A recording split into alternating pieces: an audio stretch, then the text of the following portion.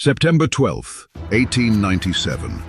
The rugged mountains of the northwest frontier province, today's Khyber Pakhtunkhwa, Pakistan. Between two British outposts, Fort Gulistan and Fort Lockhart, stood a small signalling post called Saragarhi. It was manned by just 21 Sikh soldiers of the 36th Sikh Regiment of the British Indian Army, under the command of Lieutenant Colonel John Horton. Their duty was simple but critical. Maintain communication between the forts using a heliograph, a mirror device that flashed coded light across the barren hills. At sunrise, they saw movement in the distance, clouds of dust. Moments later, the threat became clear. Over 10,000 Afghan tribesmen from the Orakzai and Afridi clans, advancing fast. Their mission was to overrun the forts and sever British control of the frontier. Inside the outpost, Havildar Ishar Singh, the commanding officer, gathered his men. They were outnumbered nearly 500 to 1.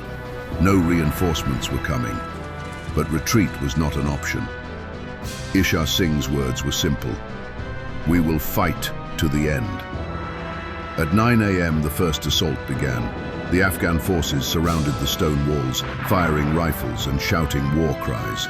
The Sikhs returned fire with Lee Metford rifles, each shot precise and deliberate.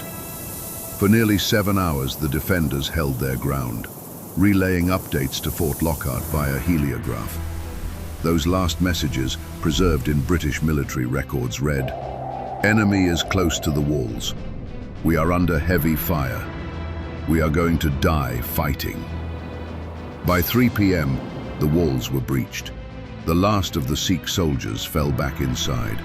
When the ammunition ran out, they drew their swords and fought hand to hand. Havildar Ishar Singh, gravely wounded, led one final charge, shouting the Sikh war cry, "Jo Bole so Nihal, Sat Sri Akal." Blessed is the one who proclaims God's name is truth. When the smoke cleared, all 21 Sikh soldiers were dead. But their stand had inflicted devastating losses. Over 600 Afghan attackers were killed or wounded, according to reports in the London Gazette, 1898. The next day, British troops retook the post. Every Sikh body was found facing outward, weapons still in hand. None had fled.